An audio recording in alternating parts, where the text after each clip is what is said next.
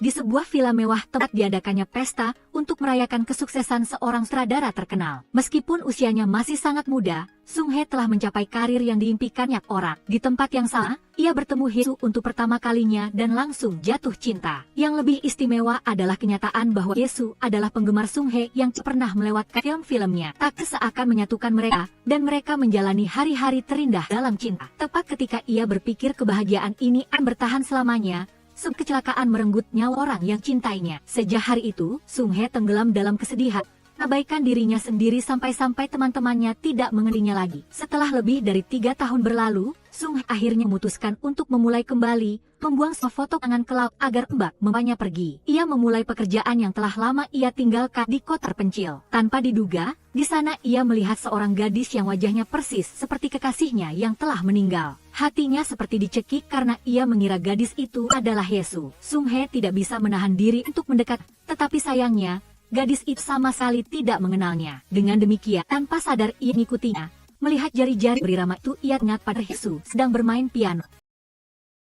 Saat Sung Hye masih termenung, gadis itu sudah naik bus dan pergi. Tidak ingin melewatkan kesempatan ini, ia berusaha sekuat tenaga mengejar bus. Akhirnya mendapat kesempatan untuk berada lebih dekat dengannya. Sung Hye melihat wajah gadis itu. Perasaan yang begitu akrab muncul, seolah-olah dia adalah Hye, meskipun ia tahu bahwa Hye sudah tidak ada lagi. Bus itu terus berjalan untuk waktu yang lama ke tempat yang sangat asing. Kar terus mengikutinya, ia bahkan tidak tahu di mana ia berada dan terpaksa bertanya kepada gadis itu kapan bus berikutnya akan datang. Namun, itu adalah perjalanan terakhir hari itu dan tidak ada wisma di sana. Melihat ia dalam kesulitan, Bok Shil segera mengundang Sung Hye ke wisma miliknya. Tidak ada pilihan lain, ia harus mengikutinya dan terkejut mengetahui bahwa rumahnya sangat jauh. Lebih mengejutkan lagi, tempat itu sangat tua, tidak seperti tempat untuk tamu. Seluruh ruangan juga sangat berantakan dengan barang-barang kering yang berserakan. Ibu Bok Shil bahkan mengambil kain pel untuk mengelap piring tamu dan terlihat olehnya, sehingga ibu dan anak itu sedikit malu. Tetapi karena tidak ada tempat lain untuk pergi, ia harus tinggal di sini dan bertanya kepada pemiliknya berapa biaya kamar. Sang ibu baru saja mengatakan 2.000 won ketika putrinya menutup mulutnya dan memberitahukan harga 20.000. Ketika hidangan disajikan, Sung Hye mengambil sendok dan bertanya-tanya apakah itu juga dilap dengan kain pel.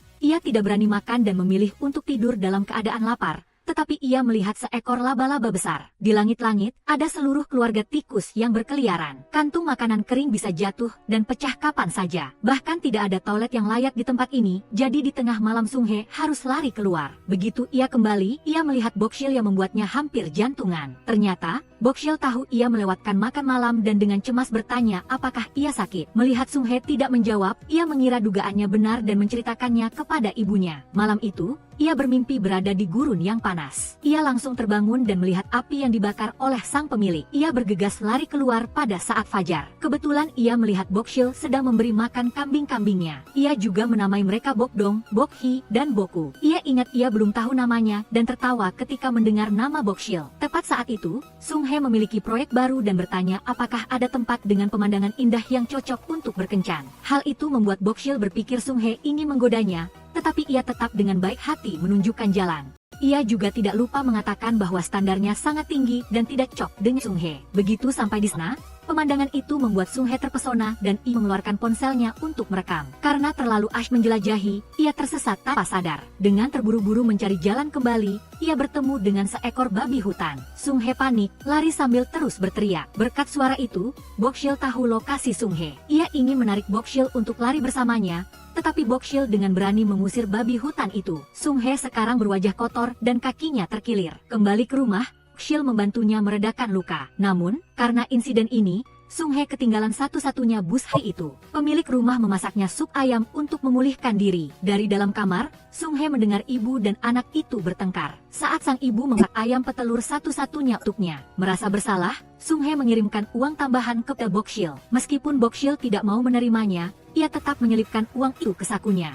Anggap saja itu uang dari kakak laki-laki untuk adik perempuan. Tak disangka, hal itu membuat Bok Shil salah paham. Ia mengira Sung Hye memiliki niat buruk dan memberitahu gurunya. Sementara itu, Sung Hye berada di luar bermain basket dengan anak-anak. Ia tidak menyangka mereka begitu bersemangat. Bahkan orang dewasa seperti dia pun kelelahan. Sung Hye masih ingin bermain lebih banyak, tetapi sudah waktunya anak-anak masuk kelas. Ia berjalan sendirian di sekitar sekolah ketika ia tertarik oleh suara piano Bokshil. Karena suara itu mengingatkannya pada kekasihnya, Hye-soo. Mereka memiliki banyak kenangan saat Hye-soo membantunya berlatih piano. Pada saat itu, Sung Hye tidak bisa menahan diri untuk memeluk dan mencium kekasihnya. Sekarang, melihat Bokshil berlatih piano, Sung Hye tanpa sadar mengamatinya. Pemandangan ini, ketika dilihat oleh guru, menciptakan kesalahpahaman. Ia mengira Sung Hye adalah seorang mesum dan segera menangkapnya untuk menanyakan identitasnya. Tetapi semua dokumen identitasnya ada di rumah, jadi ia dipukuli olehnya.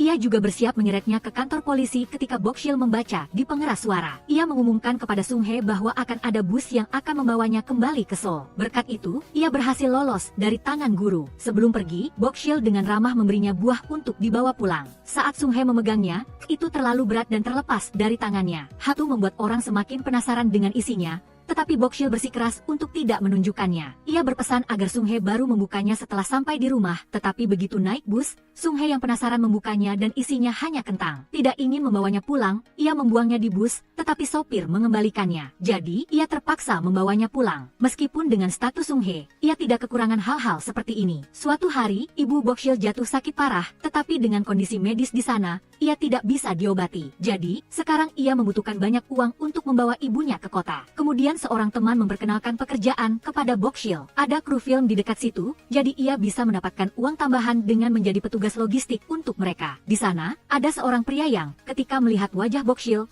langsung mendekatinya untuk memulai percakapan. Tetapi ketika ia mengetahui bahwa Bokshil adalah penduduk setempat, ia sedikit kecewa. Tidak hanya pria itu, tetapi juga seorang gadis yang wajahnya menjadi sangat terkejut saat melihat Bokshil. Bokshil tidak menyadari hal itu dan dengan gembira berlari pulang untuk menunjukkan kepada ibunya bahwa ia telah mendapatkan pekerjaan. Ketika mereka berdua melihat ke langit untuk mengamati bintang-bintang, Bokshil berjanji akan melakukan apapun untuk menyembuhkan ibunya agar keluarga mereka dapat hidup bersama. Keesokan harinya di lokasi syuting, Bokshil terkejut melihat Sung Hye muncul di sana dan menutupi wajahnya, mengira ia kembali untuk mengejarnya. Sampai ia menyaksikan pria itu mengarahkan kru film dan duduk di kursi sutradara, ia baru menyadari bahwa ia bukan pengangguran seperti yang ia pikirkan. Ketika adegan mencapai puncaknya, pemeran utama wanita tiba-tiba bangkit dan berteriak, merusak seluruh adegan dan membuat Sung Hye sangat kesal. Ternyata ada seekor kambing yang tersesat ke lokasi syuting. Bokshil menyadari itu adalah hewan peliharaannya dan bergegas menangkapnya kembali. Saat makan siang, ia bertanggung jawab membagikan makanan kepada semua orang,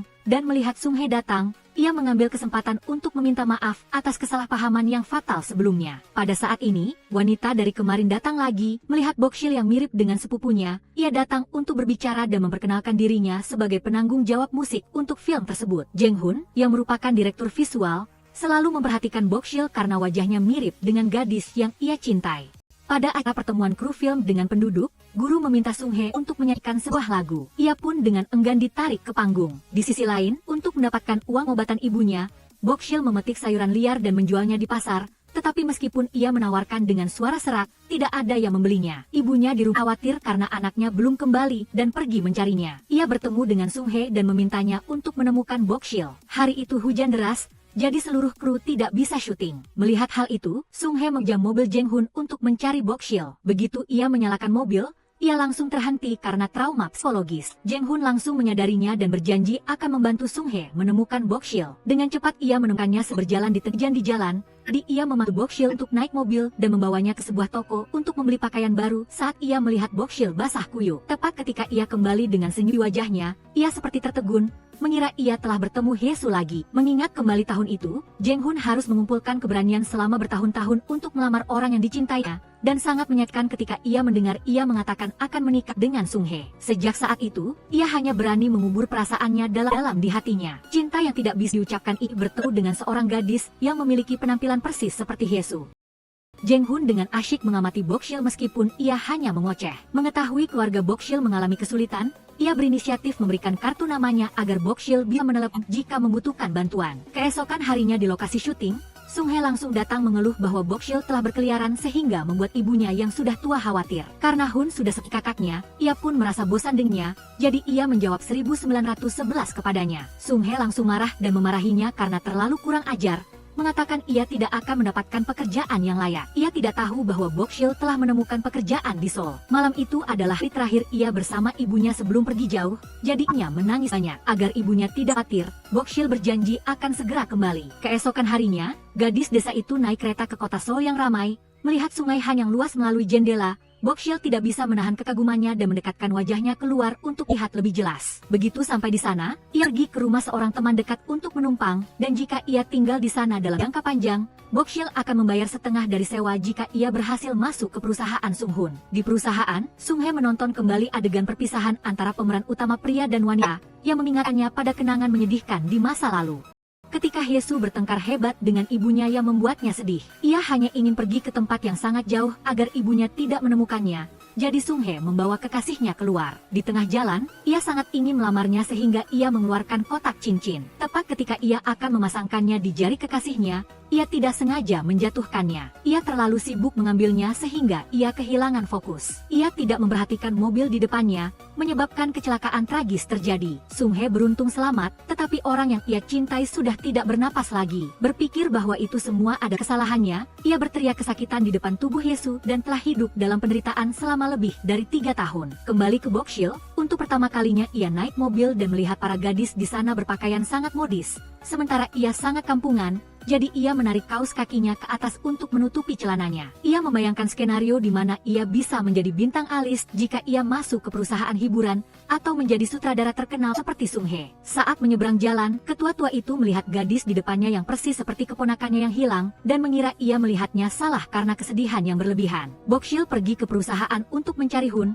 tetapi semua orang menunjukkan rasa tidak hormat padanya. Manajer melihat riwayatnya dan melihat Bokshil baru lulus SMA, ia semakin tidak ingin mempekerjakan orang seperti itu. Bokshil kembali dengan sedih dan bertemu Mi Hyeon, jadi ia memberitahunya bahwa Hun yang merekomendasikannya, tetapi ia tidak dapat menemuinya. Jadi, Mi Hyeon menemukan pekerjaan untuk Bokshil, yaitu menjadi asisten sutradara untuk Sung-hye. Namun, bahkan untuk membuat kopi, ia harus berjuang sepanjang waktu. Sung-hye baru ingat bahwa Bokshil belum pernah belajar cara menggunakannya, jadi ia mengajarinya cara menggunakan mesin kopi. Segera setelah itu, asistennya mengumumkan bahwa ada pertemuan penting. Sung-hye terus berbicara tanpa henti sepanjang waktu, membuat semua orang bosan. Bokshil menunggu terlalu lama dan tertidur, jatuh menabrak dinding. Ia baru menyadari bahwa ia terlalu bersemangat dan membiarkan semua orang pulang kerja. Asisten bertanya-tanya mengapa Bokshil tidak pulang, dan Bokshil mengatakan ia akan menginap di kantor. Jadi, ia sengaja mengatakan bahwa ada urusan mendesak di rumah dan tidak bisa mengantar Sung-hye pulang, agar ia bisa tinggal bersama Bokshil. Saat itu, ia kebetulan menemukan ponsel lipat yang tertinggal dan mendapat ide untuk menelpon ibunya. Saat itu, ia sedang memasak sup untuk dirinya saat ia kembali, tetapi guru mengatakan bahwa sup itu akan basi pada saat itu. Entah bagaimana, ia menumpahkan seluruh sup, membuat ibu Bokshil marah dan menuntut ganti rugi. Kemudian, ia mendengar dering telepon. Pada saat yang sama,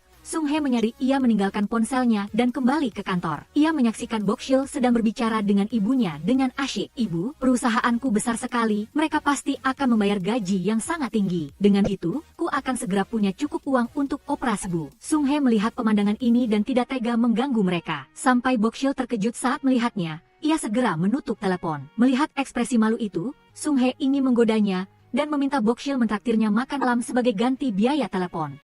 Melihat harga di menu, ia tidak berani memesan, sementara Sung-hye dengan santai memesan banyak hal. Bokshil memikirkan harus membayar dan berkeringat dingin. Melihatnya saat ini, Sung-hye teringat pada kekasihnya yang telah meninggal, dan sangat sedih sehingga ia tidak bisa menelan makanan dan hanya minum anggur. Ia bahkan menyelinap ke toilet untuk menangis seperti anak kecil. Bokshil di luar disuruh membayar oleh pelayan, dan ia harus membayar dengan kesal. Ia keluar dan melihat Sung-hye mabuk. Ia bahkan salah mengira Bokshil sebagai mantan kekasihnya dan memeluknya erat-erat, tidak mau melepaskan. Bokshil harus menendangnya dan memarahinya sebagai orang yang memanfaatkan, barulah Sung-hye melepaskannya. Tetapi ketika ia kembali ke rumah dan memikirkannya lagi, Bokshil hanya merasa menyesal. Jika Sung-hye memecatnya, ia tidak akan punya uang untuk mengobati ibunya. Begitu sampai di perusahaan, ia bertemu Sung-hye di lift dan terkejut. Melihat sikap acuh tak acuh dan tidak mau berbicara itu, ia yakin ia masih marah. Bokshil kemudian membawa segelas air madu untuk alasan meminta maaf. Tetapi Sung-hye tidak mengatakan apa-apa dan dengan santai membuang dokumen,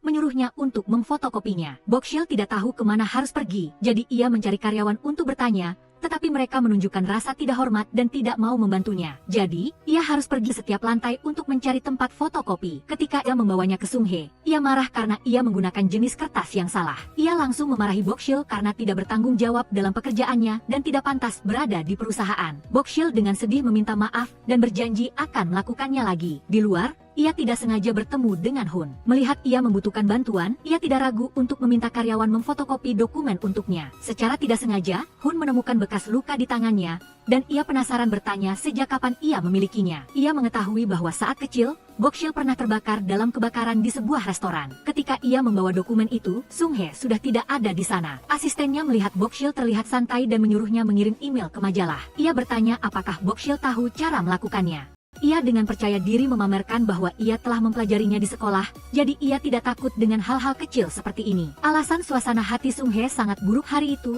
adalah karena itu adalah hari kematian Hesu. Tante selalu menyalahkan ia karena telah menghancurkan hidup putrinya. Jadi, ketika ia melihat Sung Hye, ia langsung memaki dan memarahinya dengan kata-kata kasar. Semua orang harus masuk dan menahannya dan menyarankan agar Sung Hye pulang lebih dulu. Saat ia sedang berbaring di sofa dengan lelah, Mi Jon menelepon karena ada pekerjaan mendesak. Sementara itu, di rumahnya, Jong Hun mencurigai bahwa Hyesu memiliki saudara perempuan yang hilang dalam kebakaran restoran tahun itu. Ia memberitahu ketua, dan ketua tanpa ragu memintanya untuk mencari keponakannya itu. Saat ini, Bokshil di kantor sedang mencoret-coret foto Sung Hye untuk membalas dendam. Tiba-tiba asistennya memanggil namanya, membuatnya terkejut. Ternyata sutradara lupa ponselnya, jadi asistennya meminta ia membawanya kepadanya. Karena ia tidak tahu jalan di sana, Bokshil tersesat. Tidak ada pilihan lain, ia harus meminta bantuan Sung Hye menunjukkan lokasi ia berada agar sutradara bisa menjemputnya. Dengan cepat, keduanya bertemu lagi di persimpangan. Begitu melihat Sung Hye, ia tersenyum lebar menyambutnya. Tiba-tiba, melihat truk dari kejauhan, Sung Hye teringat kecelakaan itu. Secara refleks,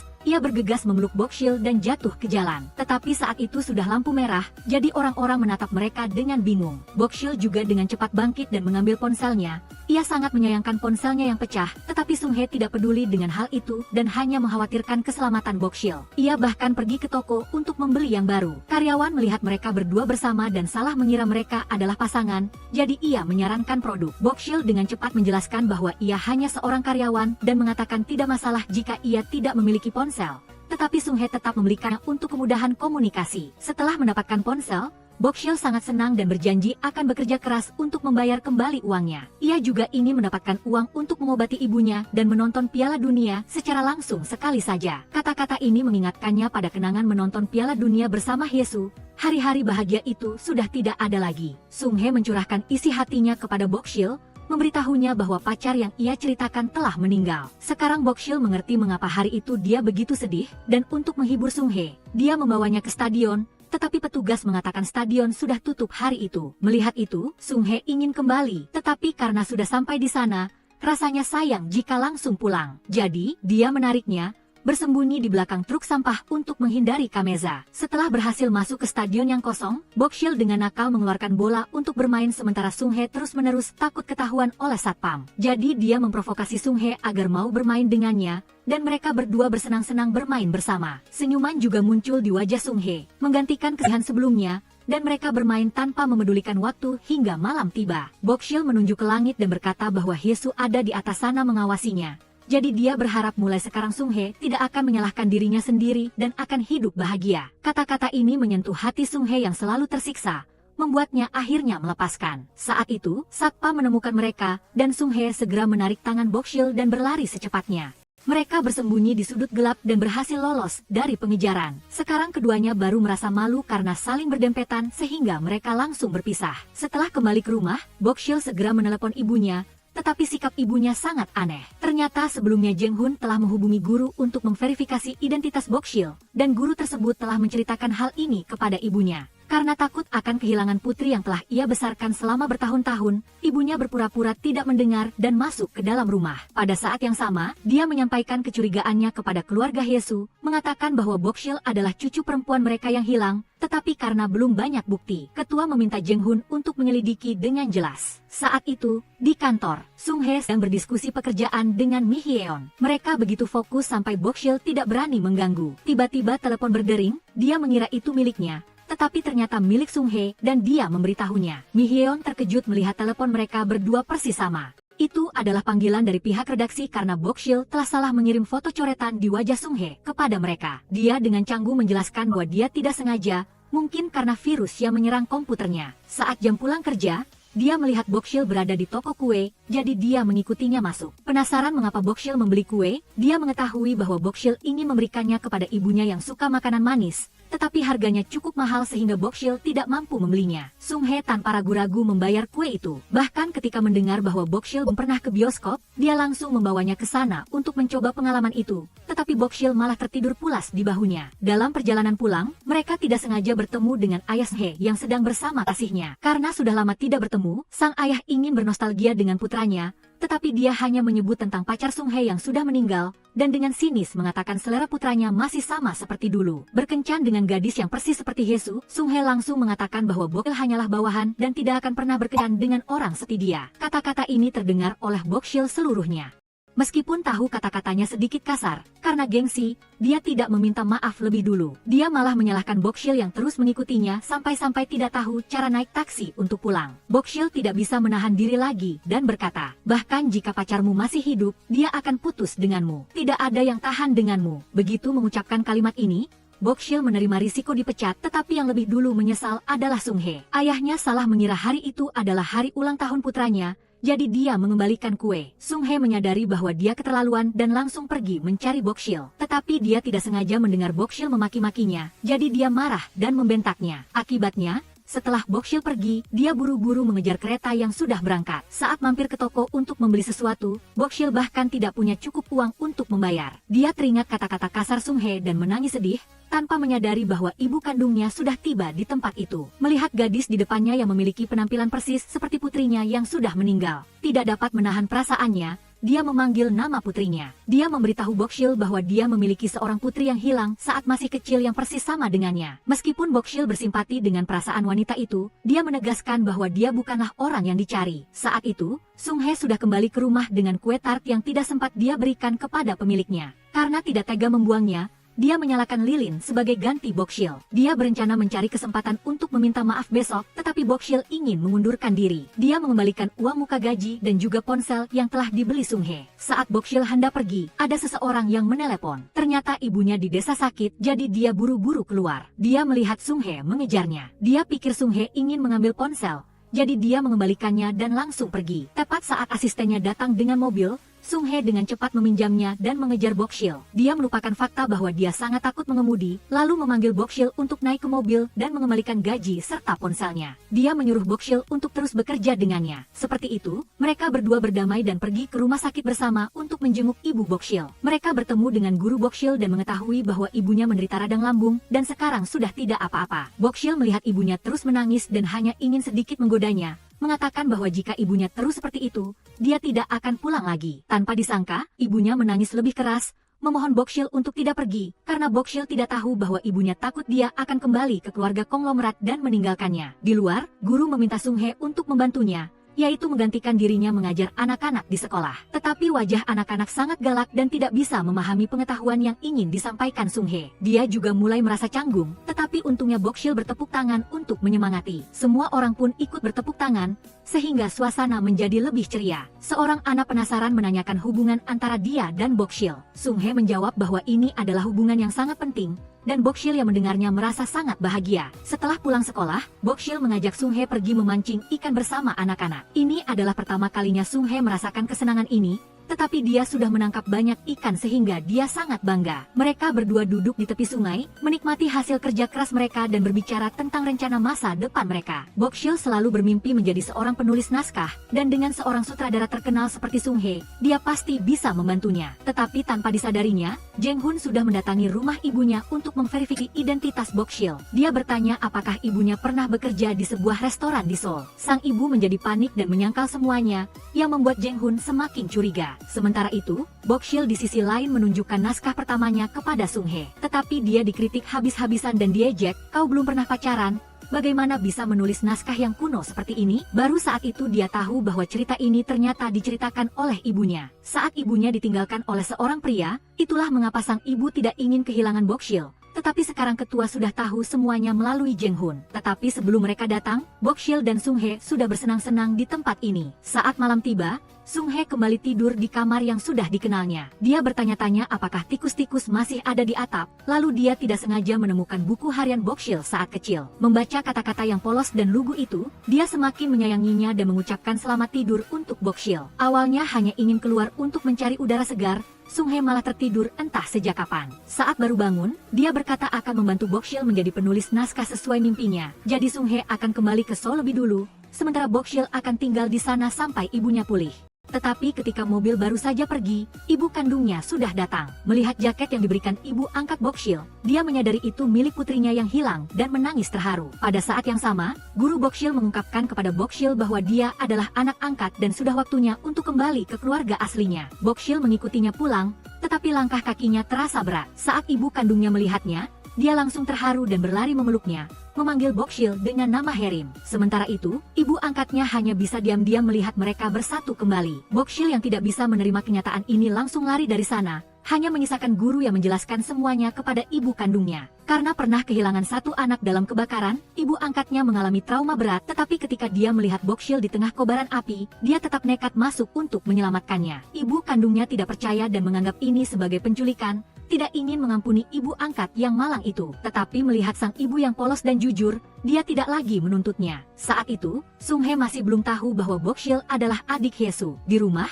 dia bahkan mencoba memanggang ikan seperti yang Bokshil lakukan. Dan saat menunggu, dia sangat ingin mendengar suara Bokshil, tetapi Bokshil tidak mengangkat teleponnya. Ikan bakar juga hangus karena itu, tetapi Sung Hye tidak menyerah. Dia sudah memesan tiket menonton Piala Dunia untuk mereka berdua, hanya karena Bokshil pernah berkata ingin menontonnya secara langsung sekali. Sekarang Bokshil tertidur di tepi sungai sepanjang malam sampai ditemukan oleh gurunya. Dia menyarankan Bokshil untuk segera kembali, tetapi Bokshil menolak dengan tegas, hanya diam-diam berdiri dari jauh memandangi arah rumah. Setelah sekian lama, Bokshil akhirnya memberanikan diri untuk kembali. Ibunya langsung berlari dan menggosok-gosok tangan putrinya, ingin agar mereka berdua segera kembali bersatu dengan kakek. Tetapi Bokshil masih ingin tinggal di tempat ini. Tiba hari menonton pertandingan Piala Dunia. Sung Hye datang ke sana dan menunggu sangat lama, tetapi orang yang ia tunggu tidak datang. Hingga malam tiba, semua penonton sudah pulang, tetapi Bokshil masih tidak terlihat. Ada begitu banyak panggilan tak terjawab, tetapi tidak ada balasan. Sekarang Bokshil tidak lagi punya suasana hati untuk memedulikan hal lain.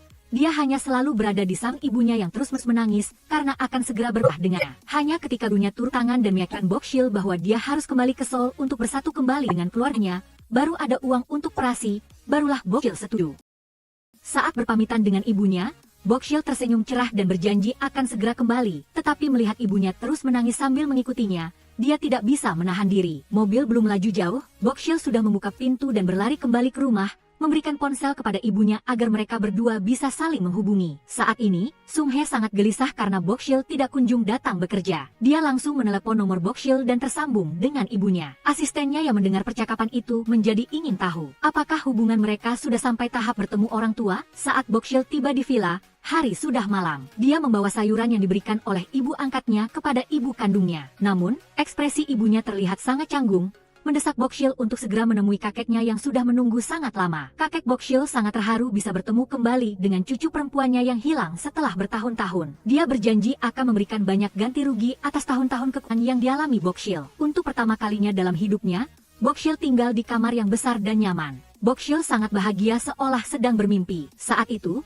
ibunya memberinya sepasang sepatu hak tinggi yang pas dengan kakinya. Aku selalu menginginkan sepatu seperti ini, aku sangat menyukainya saat melihat rekan kerja di perusahaan memakainya. Semakin ibunya mendengar, semakin ia menyayangi putrinya. Dia berjanji akan membelikan Bokshil apapun yang diinginkannya. Keesokan harinya, Bokshil masih tidak datang bekerja, dan teleponnya juga tidak bisa dihubungi. Sung Hye yang sangat gelisah mencari alamat yang tertera di arsip, tetapi dia terus memanggil dan tidak ada yang keluar untuk membuka pintu. Saat hendak kembali, dia melihat jemuran yang jatuh ke tanah. Saat dia hendak mengambilnya, sorong kembali. Pemandangan ini sangat mudah disalahpahami, tetapi untungnya dia mengenali Sung Hye hingga Sung Hye bisa pergi dengan lancar. Mendengar berita bahwa Bokshil sudah bekerja, Sung Hye kembali dengan gembira. Tetapi di depan Bokshil, dia masih bersikap sebagai atasan dan memarahinya habis-habisan.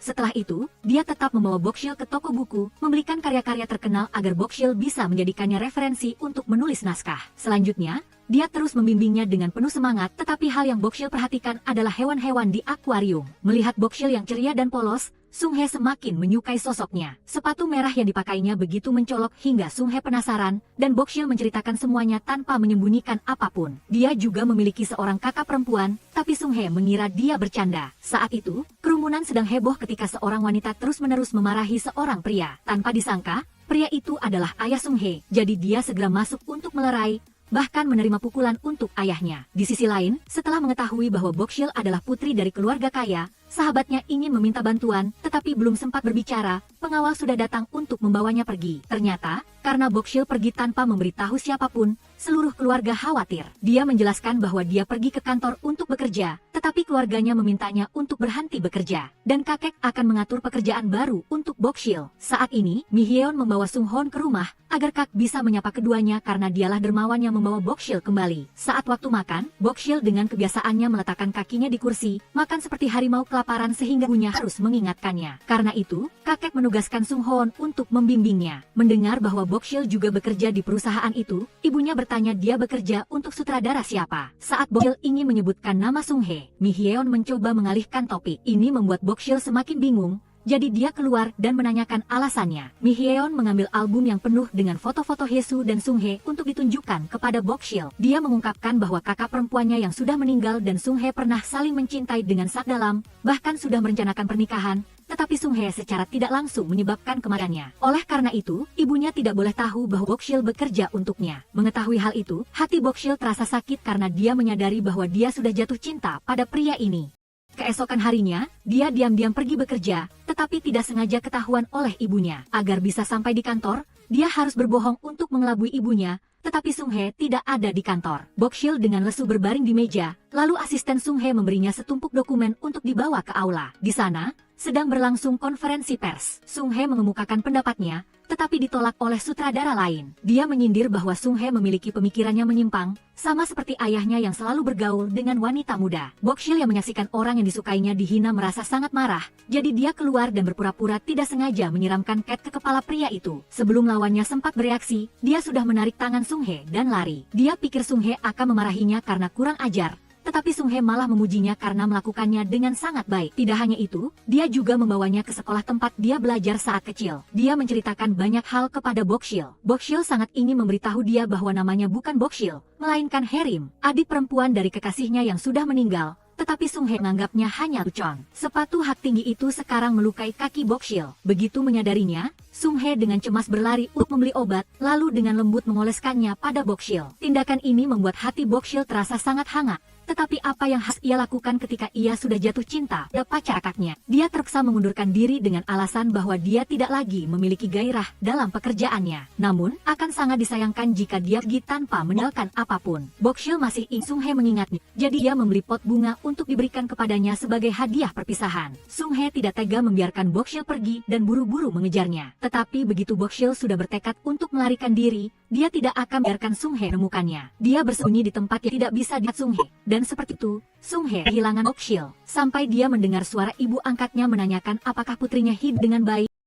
Tepat saat ibu kandungnya melihatnya, dia merasa sangat sedih. Dia mendekat untuk bertanya, tetapi Bokshil buru-buru menyeka air matanya, berpura-pura baik-baik saja, meskipun dalam hatinya dia sangat merindukan Sung Hye. Dia mengirim pesan kepadanya, mengucapkan terima kasih dan semoga sehat selalu. Meskipun Sung Hye memiliki banyak hal yang ingin dia katakan kepada Bokshil, bahkan memintanya untuk tetap tinggal, dia tidak berani mengirim pesan. Dia menunggu balasan dengan cemas, tetapi Bokshil hanya menerima pesan dari layanan pelanggan. Bahkan saat dia menatap langit, yang ada hanyalah bayangan Sung Hye. Tetapi tidak hanya Bokshil, kemanapun Sung Hye melihat, yang ada hanyalah wajah Bokshil yang tersenyum. Karena tidak ingin berpisah darinya, dia sengaja menelepon untuk memeriksa. Bukankah kau bilang mimpimu adalah menjadi penulis naskah? Tapi mengapa kau menyerah begitu mudah bahkan sebelum dimulai? Bahkan sarapannya pun tidak dia sentuh. Seluruh keluarga bertanya dengan cemas, dan Bokshil memohon kepada mereka untuk mengizinkannya kembali ke perusahaan, hanya untuk menyelesaikan film ini. Dia berjanji akan patuh masuk universitas sesuai keinginan ibunya. Mengetahui dirinya tidak cukup kuat untuk meyakinkan mereka,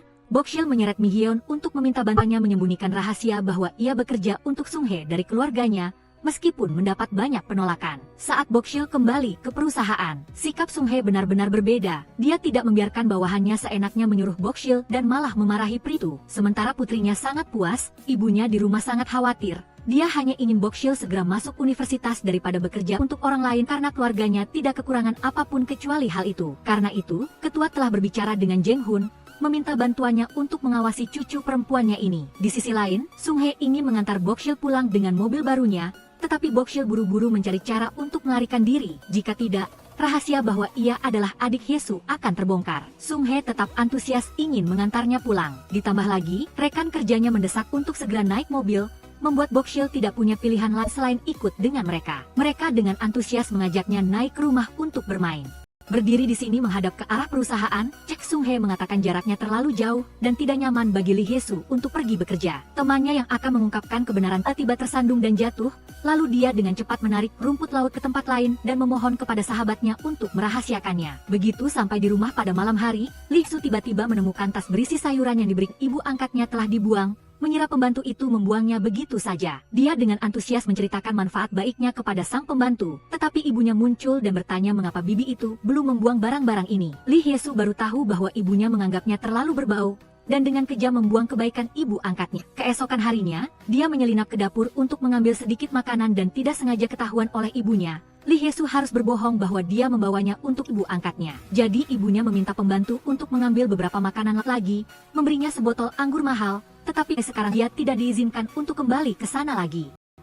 Ketika dia membawa barang-barang ini untuk berkumpul dengan rekan-rekannya.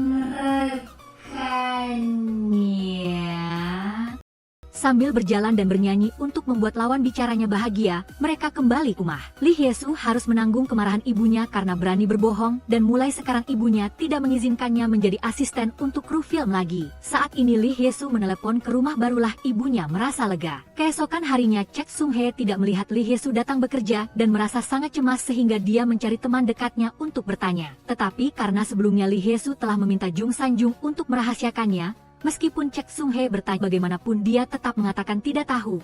Sementara saat ini ibunya membawanya ke sebuah toko untuk memilih pakaian, mengubah sepenuhnya gaya Lee Hyesu agar terlihat seperti putri orang kaya, karena hari ini adalah hari yang sangat penting. Dalam perjalanan, ibunya terus mengingatkannya untuk tampil dengan baik. Sampai di hotel seluruh keluarga berkumpul dengan Han Jeng Hun dan pergi bersamanya. Terutama Cek Sung Hye juga diundang. Ketika dia melihat punggung Lee Hyesu dia segera mengejarnya. Pada saat yang sama, dia menemukan bahwa dia sedang mencarinya, jadi dia buru-buru bersembunyi di balik pohon dan mencoba menyelinap pergi. Tetapi Cek Sung Hye tetap menyadarinya dan menangkapnya. Melihat Lee Hyesu berpakaian mewah, dia semakin bertanya-tanya dari mana dia mendapatkan pakaian itu. Sekarang dia harus berbohong untuk menghilangkan kecurigaan dan berjanji akan menjelaskan nanti. Ibunya sedang mencari Lee Hyesu, jadi dia harus bergegas ke tempat ibunya dan pada saat yang sama menghindari Cek Sung Hye. Namun, dia adalah salah satu tamu di pesta itu, jadi Yoon Mi Hyun khawatir kebenaran akan terungkap dan mencoba mencari cara agar dia menghindari pertemuan sebelum Lee Hyesu muncul. Tetapi pada saat itu, Presiden Direktur telah naik ke atas panggung,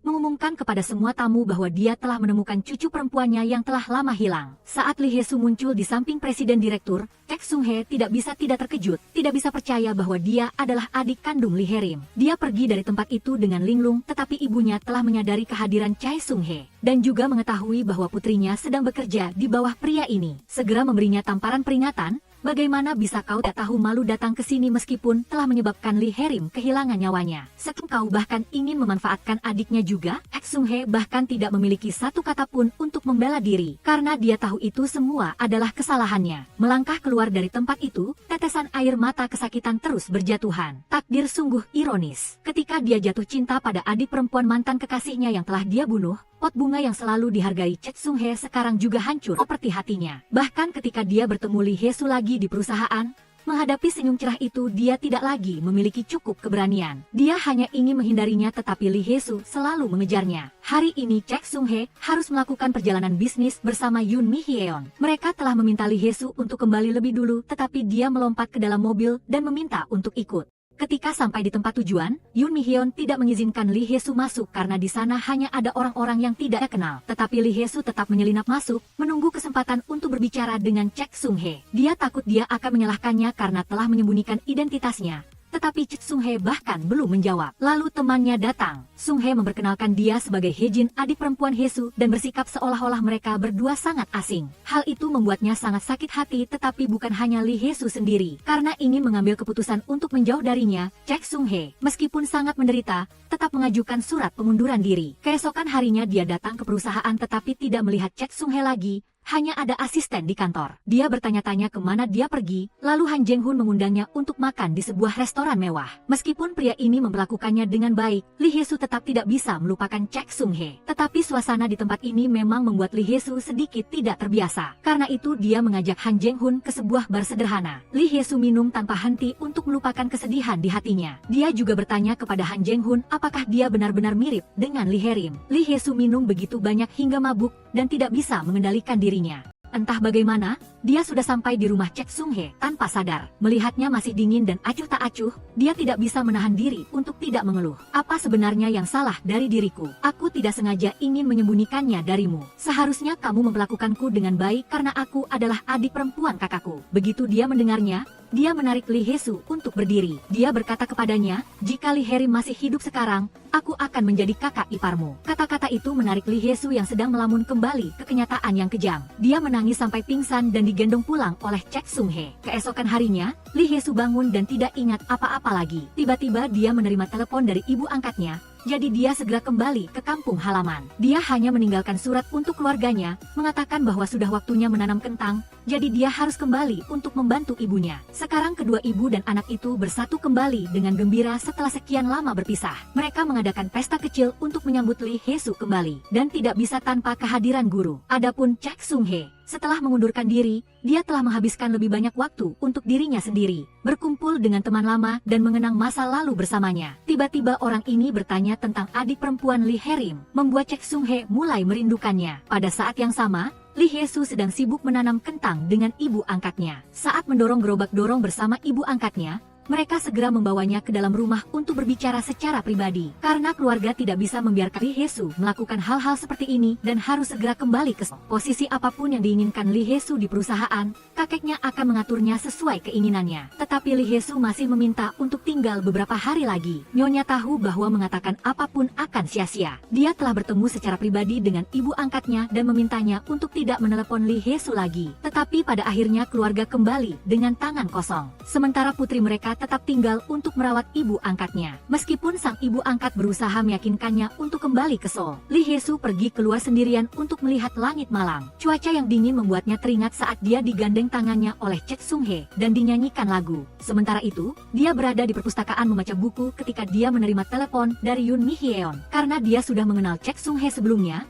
dia sengaja membuat janji dengan seorang senior terkenal agar dia harus pergi menemuinya. Begitu Sung Hye kembali ke rumah untuk berkemas, dia tidak sengaja menumpahkan tempat sampah dan pot bunga jatuh. Merasa sayang, dia mengambilnya dan meletakkannya di atas meja. Tetapi saat dia hendak berangkat, Presiden Direktur tiba-tiba meneleponnya. Karena Chek Sung Hye adalah satu-satunya orang yang bisa meyakinkan Lee Hye-soo untuk kembali. Dia ingin dia kembali ke perusahaan dan pada saat yang sama akan membiarkan Lee Hye-soo bekerja di bawahnya. Tetapi ketika dia mendengar penolakan itu, Presiden Direktur marah dan menyalahkan Chek Sung Hye karena tidak bertanggung jawab. Jika dia masih merasa bersalah atas kepergian Lee Hae-rim, dia seharusnya membawa adik perempuannya kembali. Karena itu, Chek Sung Hye membatalkan janji dengan teman-temannya. Dia bergegas mengendarai mobil ke desa tempat Lee Hye-soo berada. Tanpa perlu mencari jauh-jauh, dia melihatnya berjalan tepat di depannya. Tetapi Sung Hye bahkan tidak berani mengucapkan sepatah kata pun. Dia hanya diam-diam mengikuti di belakang. Seolah memiliki firasat, dia menoleh dan dengan gembira memanggil nama Chek Sung Hye. Dia sangat senang berpikir bahwa Chek Sung Hye datang mencarinya, tetapi tidak. Begitu dia mendengar bahwa itu karena dia adalah adik perempuan Lee Hae-rim dan Presiden Direktur memintanya untuk membawa Lee Hye-soo kembali, harapannya pun pupus. Apapun yang terjadi, sudah waktunya untuk kembali. Seperti biasa, ibu angkat yang baik hati selalu meminta Lee Hye-soo untuk membawa hadiah untuk nyonya. Hal itu membuatnya semakin merasa bersalah dan tidak tega untuk mengatakan bahwa sayuran yang sebelumnya telah dibuang semua. Saat berpisah, kedua ibu dan anak itu berpegangan tangan dengan penuh kasih sayang dan mengucapkan selamat tinggal. Sepanjang jalan Lee Hye-soo selalu sangat sedih. Chek Sung Hye menyalakan radio tetapi dia tidak tersenyum sedikit pun. Karena telah menempuh perjalanan yang jauh, Lee Hye-soo sangat lelah hingga tertidur dan dia tidak ragu-ragu untuk mengambil jaket untuknya. Kembali ke rumah, Lee Hye-soo khawatir dan berpikir dia akan dimarahi habis-habisan. Tetapi kakeknya sangat gembira ketika bertemu kembali dengan cucu perempuannya. Sang ibu yang hampir sakit, begitu melihatnya langsung memeluknya dan menangis. Keduanya tidur bersama sampai keesokan paginya. Dan ibunya bangun pagi-pagi sekali secara khusus untuk menyiapkan sarapan untuk Lee Hye-soo dengan tangannya sendiri. Setelah kejadian itu, dia merenung. Sayuran yang diberikan oleh ibu angkat juga disukai oleh nyonya dan diolah. Hari itu Lee Hye-soo merasa sangat antusias. Dia bersiap untuk menemani Chae Sung-hye seperti sebelumnya, tetapi dia dengan dingin mendorongnya kepada teman dekatnya, seorang penulis, untuk membiarkan Lee Hye-soo belajar menulis naskah. Karena pekerjaan sudah selesai, dia pergi, meninggalkan Lee Hye-soo dengan pria itu. Baru selesai bekerja, Lee Hye-soo berjalan keluar dengan lesu dan diundang oleh Han Jeng-hun ke restoran. Di sana keempatnya berkumpul lagi, tetapi suasananya tidak begitu menyenangkan. Mengetahui bahwa Han Jeng-hun baru saja mengubah gaya rambutnya karena Lee Hye-soo, Sung-hye yang cemburu angkat bicara, membuat dia dan yang lainnya menatapnya. Karena terlalu malu untuk membela diri, Chae Sung-hye buru-buru mencari alasan untuk pergi lebih dulu. Kembali ke rumah, Lee Hye-soo masih rajin menulis naskah untuk impiannya menjadi seorang penulis skenario. Ibunya melihatnya seperti itu semakin tidak tenang. Ulang tahun Lee Hye-soo akan segera tiba, jadi dia berencana untuk mengadakannya dengan megah. Bahkan nyonya juga mengundang Chae Sung-hye. Dan keesokan harinya ibu segera membawa Lee Hye-soo ke bar untuk perawatan wajah. Selanjutnya, momen penting seperti ini tidak bisa tanpa kehadiran ibu di desa yang selalu merawatnya. Jadi Lee Hye-soo meneleponnya, tetapi karena sudah diperingatkan oleh nyonya sebelumnya, sang ibu tidak mengangkat telepon. Oleh karena itu, Lee Hye-soo mengambil foto dan mengirimkannya kepadanya. Saat ini pesta juga baru saja dimulai dengan kehadiran semua tamu. Dan tentu saja, Chae Sung-hye tidak bisa tidak hadir. Saat melihatnya muncul, semua orang khawatir nyonya akan marah. Tetapi begitu mereka mendengar bahwa dia sendiri yang mengundangnya, mereka merasa lega. Beberapa saat kemudian, nyonya dan temannya berjalan ke tempat Chae Sung-hye dan semua orang. Dia memperkenalkan Han Jeng-hun terlebih dahulu dengan sikap ramah dan ingin menjodohkan dia dengan putrinya. Sedangkan untuk Chae Sung-hye, dia hanya menganggapnya sebagai guru bagi Lee Hye-soo, jadi dia mengundangnya. Tetapi meskipun Chae Sung-hye mencoba mencari tempat di mana tidak ada yang tahu, Lee Hye-soo selalu menjadi orang yang menemukannya. Dia muncul dengan senyum cerah dan mata yang polos. Hanya Lee Hye-soo yang peduli pada Chae Sung-hye, membuatnya tidak bisa tidak terbuka padanya. Tepat pada saat itu, Han Jeng-hun memanggil Lee Hye-soo untuk segera kembali karena sudah giliran pemilik pesta untuk berpidato. Tetapi karena terlalu gugup, dia tak tahu harus berkata apa, hanya bisa memperkenalkan nama dan usianya. Merasa sedikit monoton, Lee Hye-soo memutuskan untuk menyanyikan sebuah lagu untuk semua orang. Tepat pada saat inilah Yoon Mi-hyeon mengungkapkan tujuannya. Dia tidak hanya ingin Chae Sung-hye melakukan perasaannya, tetapi juga memintanya untuk membuat Lee Hye-soo melepaskan mimpinya menjadi penulis skenario. Oleh karena itu, ketika dia selesai tampil dan tidak menemukan Chae Sung-hye lagi, dia sangat kecewa. Sementara itu, dia harus menahan perasaannya terhadap orang yang dicintainya. Semua yang terpendam di hatinya bahkan tidak berani dia bagikan dengan teman dekatnya. Dia menolak tawaran untuk pergi ke luar negeri dan berkembang hanya agar dia bisa melihat orang yang dicintainya sedikit lebih lama. Tetapi saat dia menyaksikan Lee Hye-soo tertawa bahagia di samping Han Jeng-hun, hatinya terasa sakit, berharap seandainya mereka bisa kembali seperti dulu. Tetapi karena peringatan dari nyonya, dia harus bersikap dingin dan tidak peduli agar dia mau meninggalkan perusahaan. Mengapa kamu ingin menjadi penulis skenario? Di luar sana ada banyak orang yang mengantre meskipun mereka adalah penulis yang sangat baik. Apakah kamu pikir kamu cukup mampu? Bukankah kamu sendiri yang pernah bilang akan membantuku mewujudkan mimpiku? Jadi mengapa sekarang kamu tiba-tiba menjadi seperti ini?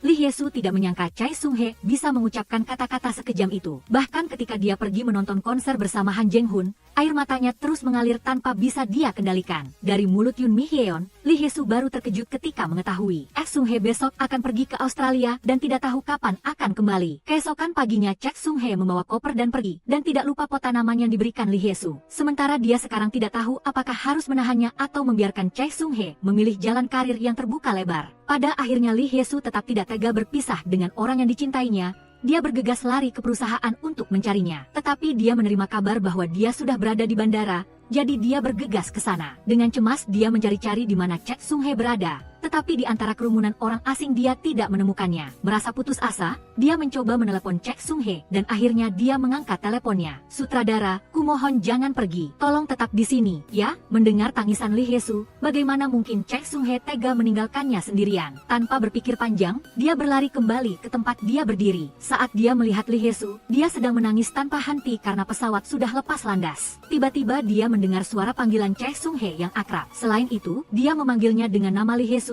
bukan He-jin yang asing. Dia menjelaskan bahwa dia hanya akan pergi dalam perjalanan bisnis untuk sementara waktu. Tidak mungkin dia tidak akan kembali. Temannya di sini yang telah dibohongi merasa sangat cemas. Dia mencoba mencari tahu di mana Chek Sung-hye berada, dan tiba-tiba melihat dia bersama Lee Hye-soo dan dengan cepat mengerti masalahnya. Takut mereka ketahuan, penulis Park mencari alasan untuk mengajak asistennya pergi. Sekarang hanya tersisa Chek Sung-hye dan Lee Hye-soo. Perjalanan bisnis ini hanya akan berlangsung beberapa hari, jadi dia akan segera kembali. Karena itu Lee Hye-soo dengan senang hati mengantar Chek Sung-hye pergi. Setiap hari dia rajin menandai kalender, menghitung hari sampai dia kembali. Dan tidak lama kemudian, Chek Sung-hye telah kembali ke negara. Lee Hye-soo yang mendengar kabar itu sangat gembira dan datang ke perusahaan. Dia masuk ke kantor, tersenyum dan menyambutnya tanpa memperhatikan Han Jeng-hun juga ada di sana. Karena baru kembali dari luar negeri, tentu saja Chek Sung-hye juga membawa hadiah untuk semua orang. Dia memberikan vitamin untuk Han Jeng-hun.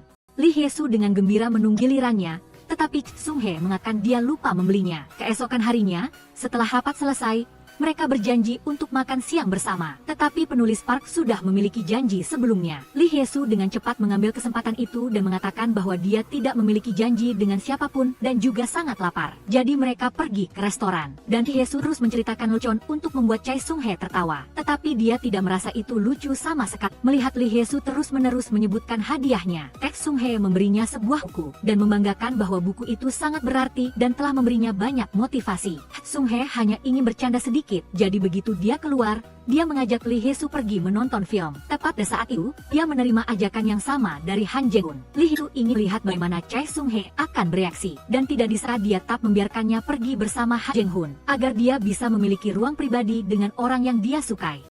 Han Jeng-hun tidak segan-segan menyewa seluruh bioskop. Tetapi dalam perjalanan pulang, dia mendengar Lee Hye-soo mengatakan bahwa dia sudah memiliki seseorang di hatinya. Dan pada saat itu, Yoon Mi-hyeon juga secara proaktif mengajak Chek Sung-hye keluar untuk berjalan-jalan. Dia mengingat kembali cerita-cerita lama dan makan bersama di sebuah restoran. Mereka sudah saling kenal sangat lama, jadi sudah saatnya dia mengungkapkan perasaannya. Tanpa diduga, Chek Sung-hye mencoba menghindarinya. Saat Lee Hye-soo kembali dengan suasana yang tertekan, dia tiba-tiba menerima telepon dari Chek Hye. Jadi dia dengan gembira berlari ke tempatnya. Baru dia tahu bahwa ternyata Yoon Mi-hyeon tidak mau pulang karena menderita setelah gagal menyatakan perasaannya. Lee Hye-soo terpaksa memanggil taksi dan mereka berdua memaksa Yoon Mi-hyeon masuk ke dalam mobil. Tetapi setelah kembali ke rumah, dia melampiaskan amarahnya kepada sepupunya. Keesokan harinya, saat melihat Lee Hye-soo datang, Chek Sung-hye langsung memintanya untuk menyerahkan esai untuk buku itu. Karena dia tidak mempersiapkannya, dia sangat terkejut. Siapa yang pernah menerima hadiah dan harus menulis esai? Tetapi Chek Sung-hye memarahinya karena tidak bertanggung jawab, membuat mereka berdua bertengkar dengan suara keras. Sahabatnya tanpa sengaja menyaksikannya dan segera menyadari bahwa Sung-hye menyukai Bokshil. Namun, karena dia adalah adik perempuan Hye-soo, dia dengan tulus menasihati agar Sung-hye tidak semakin terjerumus. Sung-hye tahu itu lebih baik dari siapapun, karena ibu Bokshil tidak akan pernah menerimanya dan sekarang dia sudah membicarakannya dengan kakeknya. Dia akan mengirim Bokshil ke Amerika untuk bertemu dengan keluarga dalam perjodohan yang sedang dipersiapkan untuk pernikahan. Kemudian, Bokshil, yang kebetulan adalah asisten, secara tak sengaja mengetahui bahwa saat Sung-hye pergi ke Australia, dia menghabiskan 2 hari untuk membeli hadiah untuknya. Itu adalah patung koala yang dipercaya membawa kesehatan bagi pemiliknya dan mengusir hal-hal buruk. Dia baru saja menyadari bahwa Sung-hye telah memberikan barang berharga ini kepadanya di kafe. Ini membuat Bokshil berharap bahwa Sung-hye juga memiliki perasaan padanya. Dia bergegas mencari dan akhirnya bertemu Sung-hye. Tetapi ibunya di rumah tidak dapat menghubungi putrinya. Jadi dia menelepon Jeng-hun untuk mencari Bokshil. Pada saat itu, dia mengumpulkan semua keberaniannya, bersiap untuk mengucapkan kata-kata pengakuan cinta dan ingin Sung-hye merekam momen tak terlupakan ini dengan kamera. Namun, Bokshil masih tidak bisa mengucapkan kata cinta yang selalu dia sembunyikan, hanya air mata yang terus mengalir. Sampai di depan alun-alun yang luas, seperti pemandangan di dongeng yang hanya Bokshil lihat di TV. Dia mengajak Sung-hye berdansa dan mereka berdansa bersama di alun-alun. Tiba-tiba dia bertanya, "Bagi Opa, aku ini orang seperti apa? Jika aku bukan adik perempuan Hye-soo, apakah aku bisa menjadi kekasih Opa?" Sung-hye memeluk dan mencium Bokshil sebagai jawaban. Namun, tak lama kemudian dia menyesal, melepaskannya, dan kembali. Bokshil tidak mengerti maksudnya, jadi dia bergegas mengejarnya untuk mendapatkan penjelasan. Namun, sebelum semuanya bisa diselesaikan, Jeng-hun menemukan mereka berdua, jadi Sung-hye memintanya untuk mengantar Bokshil kembali. Tapi dia cepat-cepat menyesali ciuman itu, bagaimana dia bisa menghadapi Bokshil lagi, dan dia tidak berani mengakui perasaannya sendiri. Keesokan harinya, Jeng-hun memutuskan untuk memindahkan Bokshil ke departemennya, hanya karena dia tidak ingin tragedi yang sama seperti Hyesu terulang kembali. Sung Hye menyetujuinya tanpa berpikir karena itu baik untuk Bokshil. Seluruh ciuman malam itu, dia menjelaskan bahwa itu hanyalah kesalahan. Karena mereka terlalu dekat, dia tidak bisa mengendalikan dirinya. Jawaban ini membuat Bokshil sangat kecewa hingga dia tidak bisa berkata apa-apa. Untuk melepaskan perasaannya,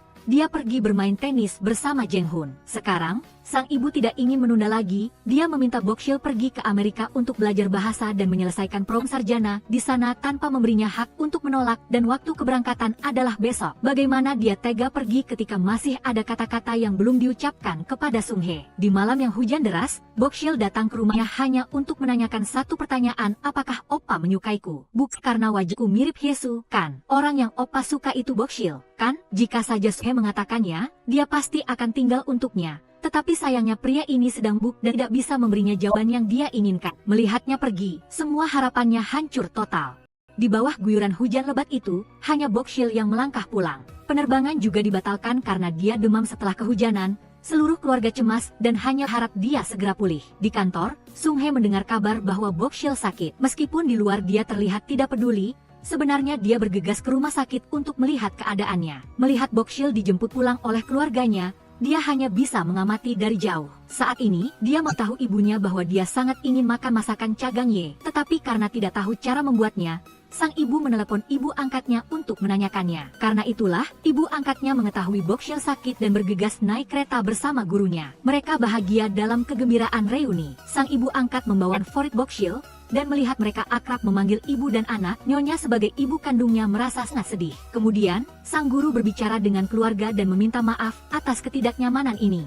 Namun karena Nyonya Sun Oke terlalu khawatir tentang Bokshil, mereka datang ke sini. Dikar sedang diadakan audisi, tetapi dialog gadis itu membuat Sung Hye teringat pada Bokshil. Sepanjang audisi dia hanya melamun sampai tidak mendengar orang memanggilnya. Nyonya masuk ke kamar dan melihat pemandangan ibu dan anak itu tidur bersama. Hatinya merasa tidak nyaman, sampai tiba waktu makan di depan semua orang. Dia mengatakan kepada ibu angkat Bokshil bahwa dia akan mengirim Bokshil untuk belajar di luar negeri dan berharap ibu angkatnya akan membujuknya. Itu benar-benar baik untuk masa depan Bokshil. Karena itu, ketika dia membawa ibu angkatnya ke tempat-tempat mewah, ketika hanya mereka berdua, dia menasihati putrinya untuk pergi belajar ke Amerika, tetapi dia bersikeras ingin tetap tinggal. Secara kebetulan, Sung Hye mendengar panggilan telepon antara sahabatnya dengan Bokshil, mengetahui dia berada di stasiun, dia bergegas ke sana, dan benar saja, dia bertemu dengan Bokshil tetapi berpura-pura itu adalah kebetulan. Dia memberikan senyum canggung dan mengajaknya minum sesuatu, meskipun tidak mau, Bokshil tidak tega menolak. Dia mencoba tertawa untuk mengabaikan kata-kata membosankan Sung Hye. Begitu kembali ke rumah,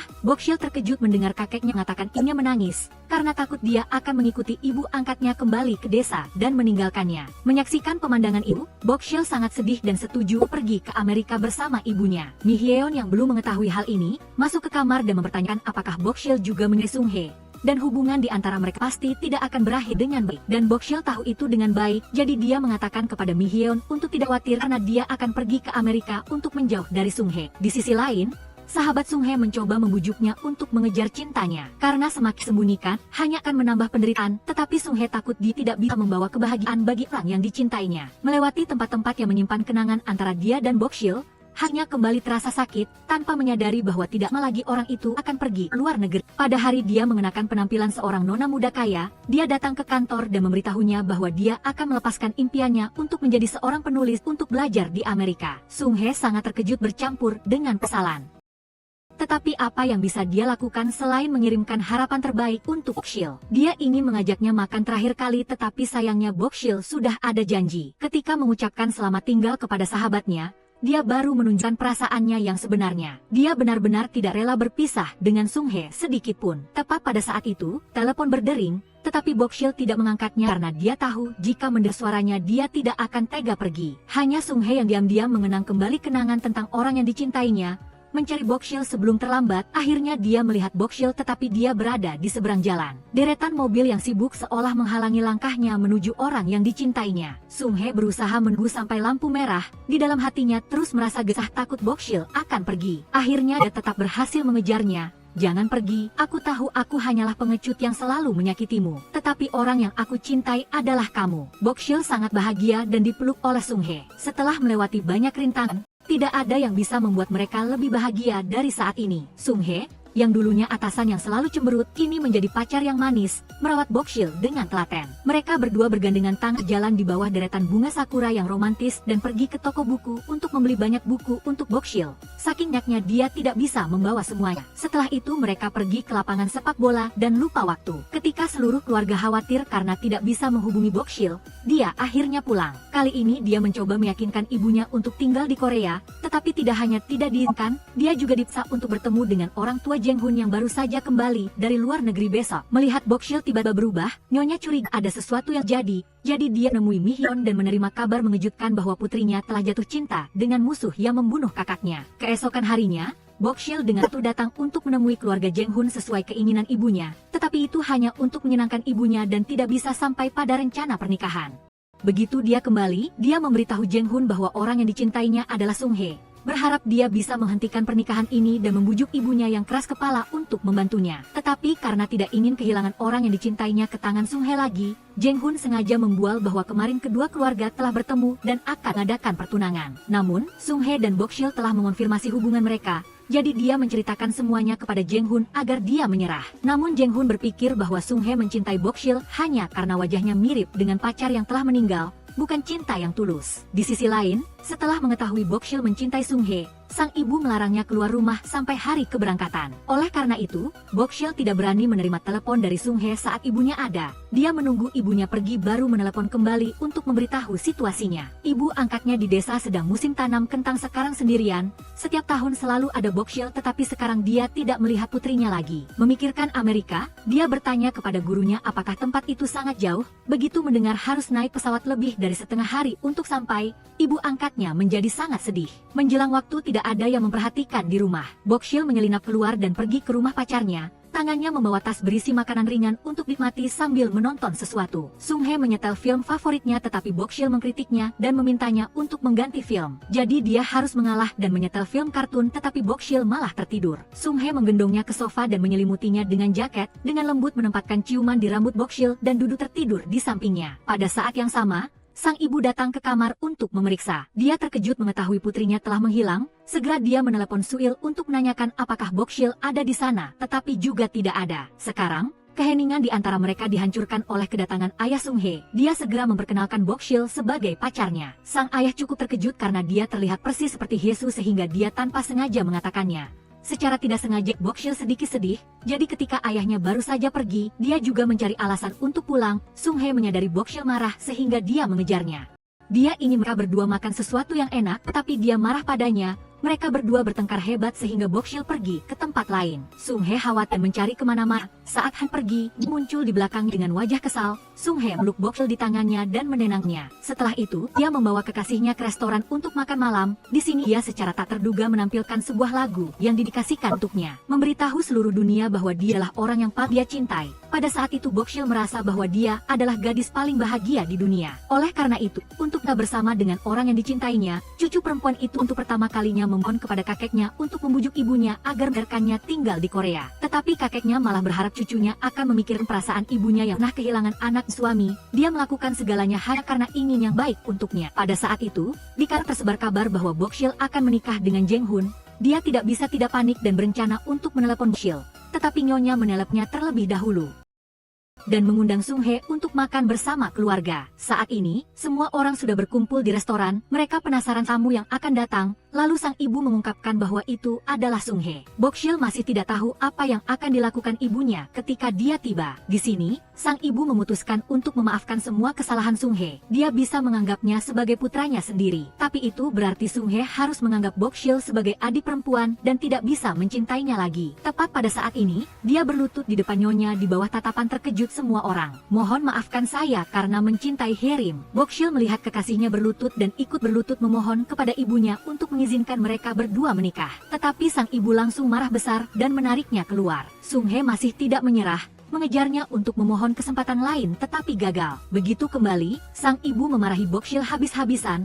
Kali ini dia tidak akan menyerah, memaksanya untuk berangkat ke Amerika besok pagi, tetapi saat ibunya tidak memperhatikan, Bokshil telah melarikan diri ke rumah Sung-hye. Ketika ibunya mengetahuinya, sudah terlambat. Tepat pada saat itu ibu angkatnya menelepon untuk menanyakan kabar mereka. Nyonya segera mengundang dia naik kereta. Sementara Bokshil saat ini masih sangat khawatir akan tertangkap oleh ibunya dan merasa cemas. Sung Hye melihatnya dan memeluknya. Mereka sangat bahagia sementara sang ibu di rumah menangis sampai air matanya kering. Dia menceritakan semuanya kepada ibu angkatnya. Kehilangan putrinya dan suaminya pernah membuatnya benar-benar hancur.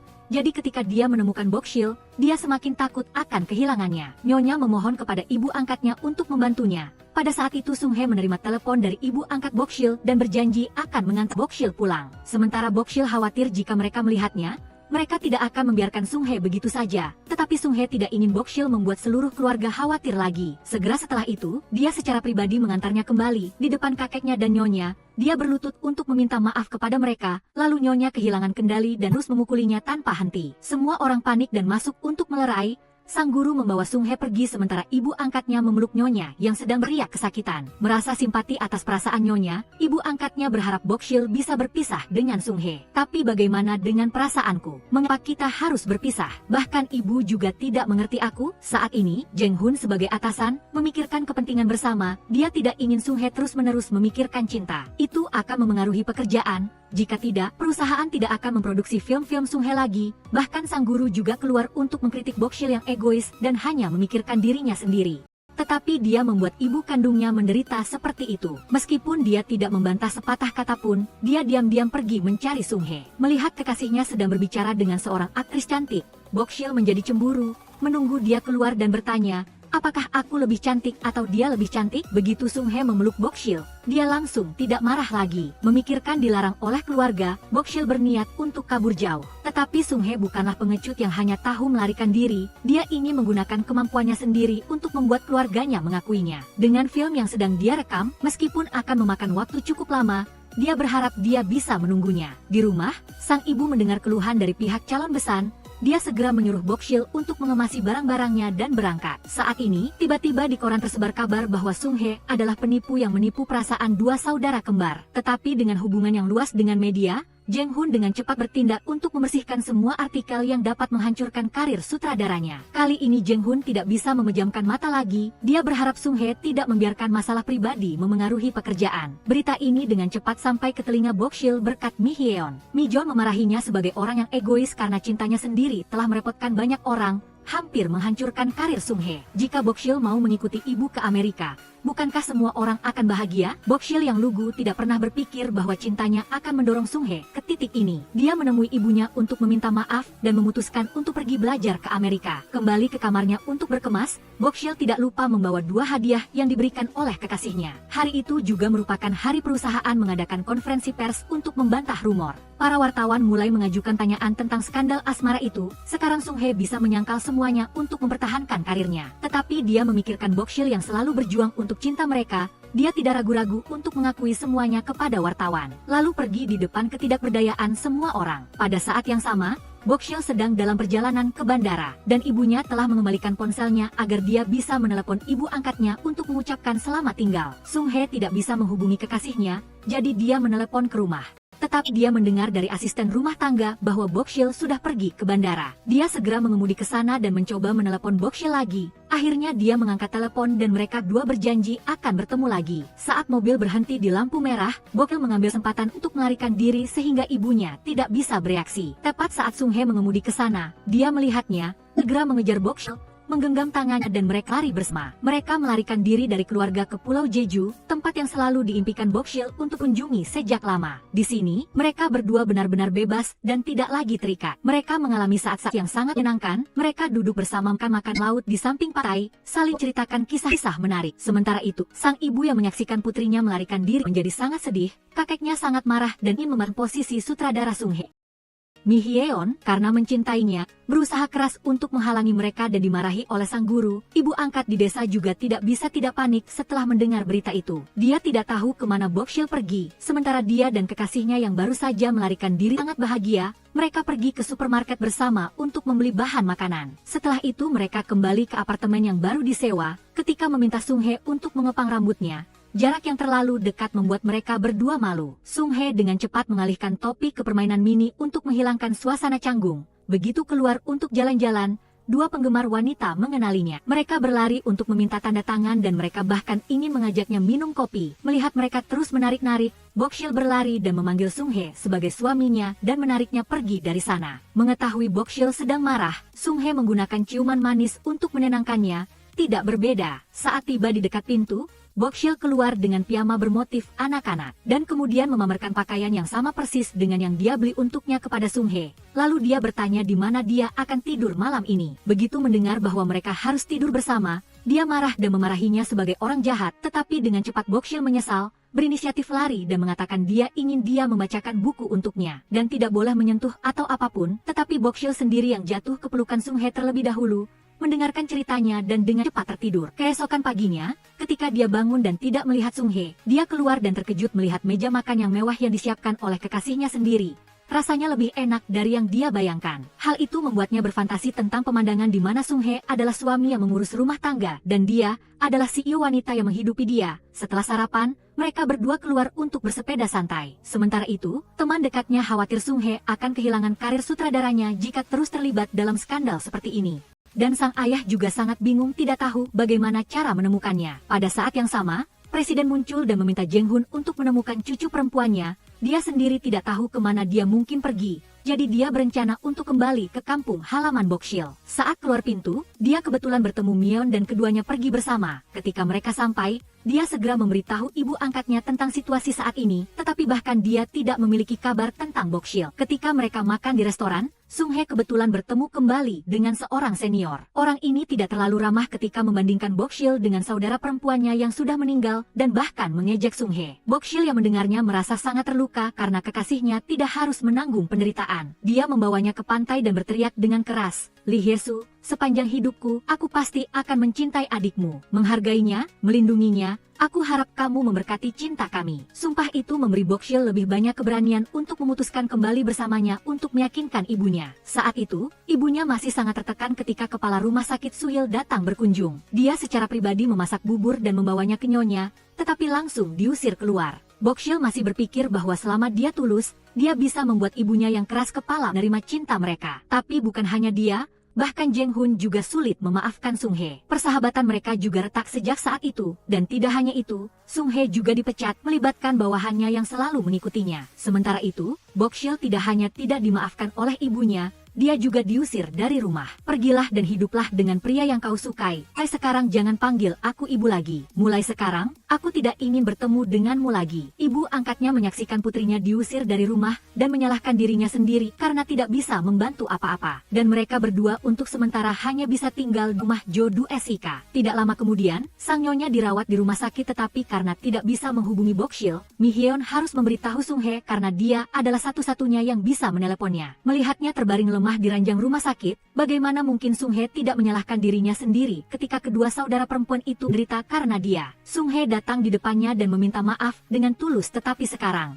sang nyonya tidak lagi peduli dengan perasaan mereka berdua karena telah memutuskan untuk tidak mengakui Bokshil. Tak lama kemudian, dia menerima kabar dan bergegas ke rumah sakit, tetapi begitu melihat Bokshil, ibunya menjadi gelisah dan mengusir mereka berdua. Tidak ada pilihan lain, mereka harus keluar terlebih dahulu. Bokshil menyarankan Sung Hye untuk kembali sementara dia tetap di rumah sakit. Sampai pagi, kakek dan Mihyeon datang membawa Bokshil dan ibunya sama-sama terbangun. Tidak mengejutkan ketika ibunya membuat keributan dan menuntut untuk mengusirnya. Mihyeon terpaksa membawa Bokshil pergi lebih dan mengungkapkan bahwa 3 tahun lalu, ketika Hye-soo meninggal, ibunya menderita depresi untuk waktu yang lama, sehingga dia tidak bisa memaafkan Sung Hye. Dan sekarang dia berulang kali ingin bersama pria itu telah memberinya kejutan besar. Tidak hanya itu, ibu angkatnya juga bertemu Sung Hye secara pribadi dan memohon sambil menangis agar dia putus dengan Bokshil. Setelah sekian lama, dia akhirnya menemukan keluarganya, jadi dia tidak ingin melihatnya diasingkan oleh keluarganya. Namun, Sung Hye tetap yakin bisa membawa kebahagiaan bagi Bokshil.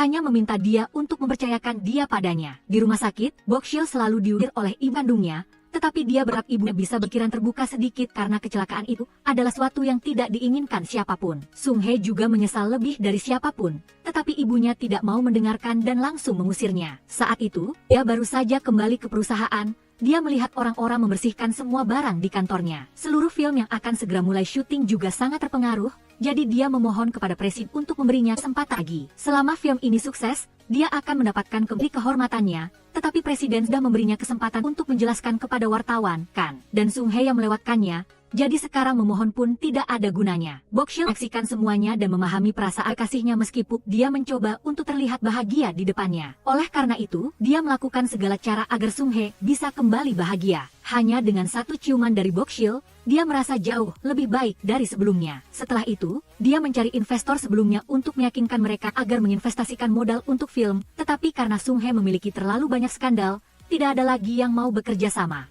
Satu persatu, orang melak Sung Hye, dan pada saat yang sama, desas-desus dengan cepat sampai ke telinga ibunya dan dia kembali untuk mencari cara membantu putranya yang sedang dalam kesulitan. Jika tidak, dia akan kehilangan seluruh karirnya. Di kampung halaman, ibu angkatnya sangat mengkhawatirkan Bok-shil sampai-sampai hampir jatuh sakit. Karena tidak tenang, dia meminta gurunya untuk pergi ke Seoul menggantikannya. Melihat situasi Bok-shil dan sekaligus meyakinkan sang nyonya. Sekarang dia sudah keluar dari rumah sakit dan kembali ke rumah, tetapi kondisinya tidak membaik ketika ibunya salah mengira Bok-shil sebagai Hyesu. Melihatnya tidak sadar, dia panik dan memanggil semua orang ke kamar untuk melihat apa yang terjadi. Ibunya terus melihat halusinasi dan menyebut nama Hyesu yang sudah meninggal. Hyesu, putriku, aku minta maaf. Tolong jangan tinggalkan aku. Dia berpegangan pada Bok-shil dan perlahan-lahan pingsan karena lelah sementara Bok-shil sangat menyesal. Kakek juga tidak bisa memaafkan Bok-shil dan ingin dia merenungkan dirinya sendiri. Karena telah berkali-kali membuat keluarga kecewa, tak lama kemudian Ibu Sung Hye tiba-tiba menelepon Bok-shil untuk bertemu dan tentu saja, dia juga ada di sana. Dia mengusulkan agar Sung Hye mengikutinya ke Australia tetapi ditolak. Jika putranya memilih untuk tinggal,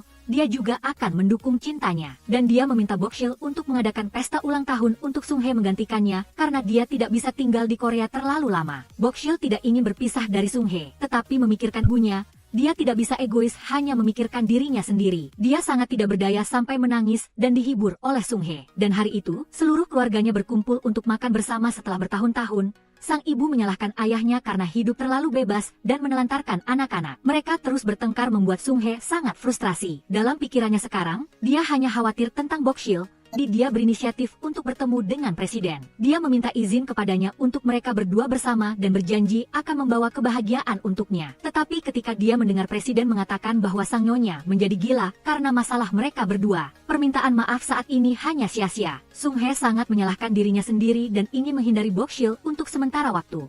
Tiba-tiba dia memanggilnya ke restoran dan mengadakan pesta ulang tahun kejutan. Sebuah kue dibawa keluar dan para staf menyanyikan lagu selamat ulang tahun untuk Sung Hye. Ini adalah pertama kalinya dia dirayakan secara istimewa seperti ini, jadi dia sangat bahagia. Bok-shil memberi Sung Hye hadiah berupa batu yang berisi cintanya untuknya, dan berharap Sung Hye bisa meraih kesuksesan besar dari film yang selalu dia dambakan. Setelah itu, mereka pergi ke lapangan rumput untuk bermain sepak bola bersama persis seperti dulu. Itu juga merupakan waktu yang paling menyenangkan bagi mereka berdua. Sung Hye berkata kepada Bok-shil, di antara dunia yang begitu luas ini, bertemu denganmu adalah hal yang paling beruntung dalam hidupku. Terima kasih telah datang ke sisiku. Tapi mungkin kita harus berhenti sampai di sini saja, karena ada banyak hal dalam hidup yang tidak bisa sesuai dengan keinginan kita. Bok-shil mengerti bahwa mereka tidak punya pilihan lain selain berpisah. Karena cinta ini hanya akan membuat orang-orang di sekitar mereka menderita. Mereka berpisah di persimpangan jalan tetapi Sung Hye masih menyesal melihat ke arah Bok-shil. Butuh waktu lama untuk tetapi tak lama kemudian dia sudah menyesal. Cepat-cepat dia mengejar tetapi tidak melihat siapapun lagi. Sekarang Bok-shil tidak ingin tinggal di Seoul lebih lama lagi. Dia berpamitan dengan ibu kandungnya yang masih tertidur pulas. Dia berangkat kembali ke desa asalnya. Sementara itu, Sung Hye hanya fokus mencari investor untuk filmnya. Tetapi mereka semua tidak tertarik dengan proyeknya. Kembali ke rumah setelah hari yang panjang dan melelahkan, Sung Hye mulai merindukan Bok-shil dan segera mengeluarkan hadiah yang dia berikan untuk dilihatnya. Sementara di kampung halaman, Bok-shil menjalani kehidupan bertani bersama ibu angkatnya. Meskipun tidak semakmur saat di Seoul, dia hidup sangat bahagia. Sang nyonya saat ini telah pulih seperti semula. Sung Hye, begitu mendengar kabar ini dari temannya, meminta izin untuk bertemu dengannya untuk meminta maaf atas semua kesalahan di masa lalu. Dia menerima semua kesalahan pada dirinya sendiri. Dia hanya meminta dia untuk memaafkan Bok-shil agar dia bisa kembali ke rumah. Sang nyonya akhirnya berpikir jernih. Dia segera memerintahkan supir untuk mengemudi ke desa Bok-shil. Saat ini, dia sangat senang ketika mendengar kabar bahwa film Sung Hye sudah mulai syuting. Dia semakin menantikan hari perilisannya. Tiba-tiba ibu kandungnya sampai di desa Bok-shil dan kebetulan melihat bu angkatnya depan. Dia jar dan tidak sengaja terjatuh, mengotori seluruh pakaiannya. Ibu angkatnya melihat itu dan segera membawa sang nyonya pulang dan mengganti pakaiannya. Dia juga mengetahui alasan dia datang ke sini adalah untuk membawa Bok-shil kembali. Malamnya, Dia pulang dan begitu melihat sepasang sepahat tinggi yang sudah dikenalnya. Dia langsung tahu ibu kandung datang dan dengan senang hati berlari masuk dan memeluknya. Ibunya ingin membawa Bokshil pergi sekarang, tetapi dia meminta ibunya untuk tinggal di sini 1 malam lagi. Meskipun sedikit enggan, sang nyonya tetap setuju dan malam itu kedua ibu dan anak itu memiliki kesempatan untuk tidur bersama. Bokshil berjanji tidak akan pernah bertemu Sung-hye lagi agar ibunya tidak perlu khawatir tentang dirinya. Setelah hari itu, dia kembali ke Seoul. Dia masih tidak melupakan mimpinya untuk menjadi penulis skenario yang belum selesai. Bokshil meminta kakeknya untuk kembali ke perusahaan karena bagaimanapun juga Sung-hye sudah tidak ada di sana lagi. Namun ketika sampai di tempat ini, dia terus melihat ke arah kantor dengan harapan bisa melihatnya. Jeng Hun menyaksikan semua itu dan juga tidak ingin kedua orang yang saling mencintai ini berpisah. Dia mengundang Bokshil untuk berpartisipasi dalam pesta. Ketika dia yakin Sung-hye juga akan hadir. Saat mereka berdua bertemu, seolah-olah mereka memiliki banyak hal yang ingin dikatakan tetapi hanya bisa menyimpannya di dalam hati. Selama pesta, Sung-hye selalu berusaha mengabaikan Bokshil. Jadi temannya mencoba menciptakan topik agar mereka berdua bisa berbicara. Akhirnya Sung-hye memulai percakapan dengannya tetapi hanya menyapa beberapa kata basa-basi lalu mengubah topik. Setelah pesta, Jeng Hun berpura-pura sakit perut untuk menciptakan kesempatan bagi temannya untuk berbaikan dengan Bokshil. Tetapi dia masih tak berani melewati batas dan membiarkannya kembali bersama Jeng Hun. Semua harapan hanya berujung pada kekecewaan. Bokshil tidak bisa menahan diri lagi dan menangis terseduh-seduh. Jeng Hun tidak tahu bagaimana cara menghiburnya. Dia hanya menghentikan mobil dan keluar agar dia bisa lebih nyaman. Saat itu, Sung-hye melihat kembali foto-foto Bokshil. Air mata terus jatuh ke layar ponselnya. Karena dia telah menyaksikan semuanya, Jeng Hun semakin tidak tega melihat mereka menderita seperti itu. Dia memutuskan untuk bertemu dengan sang nyonya untuk meyakinkannya agar membuka hati kepada Sung-hye, melupakan kecelakaan tahun itu dan menerimanya. Karena Jeng Hun tahu Sung-hye benar-benar mencintai Bokshil. Hari itu dia ditipu oleh ayahnya untuk pergi kencan buta. Jadi tidak ada pilihan lain selain harus tetap di sana. Karena jika dia pergi, itu akan terlalu tidak sopan. Kebetulan gadis ini adalah penggemar Sung-hye. Jadi tentu saja dia ingin mereka berdua tetap berhubungan. Dia harus mencari cara untuk menolak dengan sopan dan segera mengeluh kepada ayahnya ketika dia kembali. Tetapi ayahnya tetap tidak berubah, percaya bahwa di masa depan Sung-hye akan kembali dan berterima kasih kepadanya. Suatu hari presiden menggunakan alasan pekerjaan untuk meminta Bokshil datang ke lokasi syuting untuk menciptakan kesempatan bagi pasangan itu. Awalnya dia agak ragu tetapi akhirnya setuju. Karena itu adalah tempat pertama kali Bokshil menyatakan cintanya kepada Sung-hye. Kenangan saat itu kembali membuat air matanya jatuh. Film yang sedang dia syuting juga memiliki adegan di mana pemeran utama pria dan wanita bermain sepak bola bersama. Mungkin Sung-hye ingin mengubah kisah mereka berdua menjadi film. Saat ini Bokshil sudah sampai di lokasi syuting tetapi hanya diam-diam mengamati Sung-hye tanpa berani ketahuan. Melihatnya mendekat, dia buru-buru berbalik untuk menghindar. Sampai semua orang sudah pergi, dia masih tetap di sana. Bokshil mengamati dari belakang, tanpa sengaja membuat suara, sehingga ketahuan. Sung-hye terkejut bertanya, "Kenapa kamu di sini?" Bokshil dengan canggung menjawab, "Aku datang untuk melihat orang-orang berfoto. Tapi sepertinya sudah terlambat, aku pulang sekarang." Begitu dia selesai berbicara, dia buru-buru pergi tetapi Sung-hye tidak tega membiarkan Bokshil pergi begitu saja. Dia buru-buru mengejar dan memeluknya dengan erat. Tetapi dengan hubungan mereka saat ini, bahkan pelukan seperti ini tidak mungkin, jadi dia harus melepaskan tangannya tak lama kemudian. Mereka kembali bersama dan meskipun sangat dekat, jarak di antara mereka terlihat sangat jauh. Dia mendengar kabar bahwa Sung-hye pergi kencan buta dan tidak bisa menahan air matanya. Dia menyalahkannya mengapa bisa begitu kejam padahal di dalam hatinya hanya ada Sung-hye. Semakin dia melihatnya menangis, semakin dia merasa sakit dan berjanji kepada Bokshil bahwa dia tidak akan mencintai orang lain lagi dalam hidup ini. Kembali ke rumah, dia terus mencuci muka dengan air mata. Tetapi begitu melihat ibunya masuk, dia berpura tidak ada apa-apa. Dia berkata kepada ibunya bahwa mulai sekarang dia tidak akan bertemu Sung-hye lagi.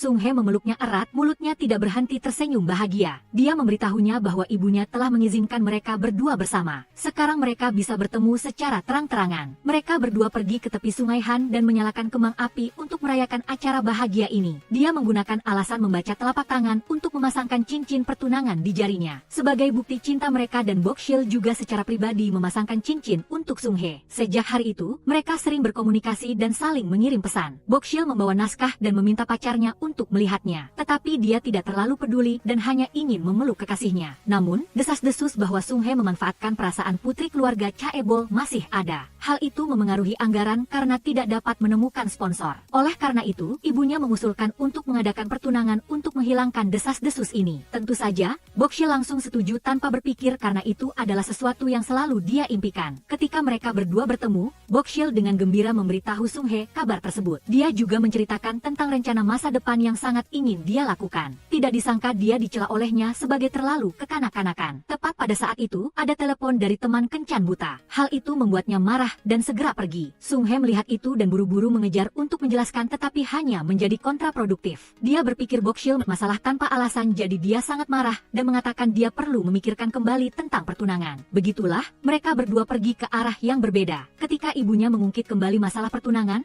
Bokshil meminta untuk menundanya karena dia perlu berpikir lebih banyak. Hal itu membuat ibunya juga pusing dengan mereka berdua karena tidak bisa berkata-kata lagi. Kakeknya juga sangat terkejut ketika mengetahui hal itu. Dia tidak mengerti mengapa cucu perempuannya dulu bersikeras untuk berkencan dengan Sung-hye tetapi sekarang tidak ingin bertunangan lagi. Dia baru mencoba berpikir kembali dan meneleponnya tetapi tidak diangkat. Oleh karena itu, dia datang ke depan rumahnya dan menunggu sampai Sung-hye kembali. Dia berinisiatif untuk meminta maaf terlebih dahulu dan dengan begitu, kesalahpahaman dihilangkan dan mereka berdua berbaikan. Dia sangat menantikan upacara pertunangan dan mengundang semua kerabat untuk hadir. Tidak lama kemudian, upacara pertunangan diadakan sesuai dengan keinginannya. Semua orang hadir untuk memberkati mereka berdua. Ayah Sung-hye mencoba memulai percakapan dengan sang nyonya, tetapi dia abaikan. Jadi dia beralih menggoda ibu angkatnya, membuat semua orang mulai memperhatikannya. Guru Jo Duesika segera campur tangan tetapi tidak bisa menghentikannya. Jadi Bokshil dan Sung-hye menggunakan alasan untuk menyanyikan sebuah lagu agar semua orang fokus pada mereka. Tetapi kedua pria itu terus bertengkar dan memperebutkan ibu angkatnya. Sampai terjadi perkelahian yang membuat pesta menjadi kacau. Setelah semua orang melerai, mereka semua pergi, hanya menyisakan mereka berdua. Tidak lama kemudian, film Sung-hye selesai syuting dan mengadakan konferensi pers. Ini adalah seluruh dedikasi serta hadiah yang dia kirim kepada gadis yang dicintainya. Kesuksesan film itu di luar dugaan. Dia menerima dukungan dari semua orang dan tidak hanya sukses dalam karir. Sung-hye juga memiliki kehidupan yang bahagia bersama orang yang dicintainya. Karena setelah banyak rintangan, mereka akhirnya bisa bersama.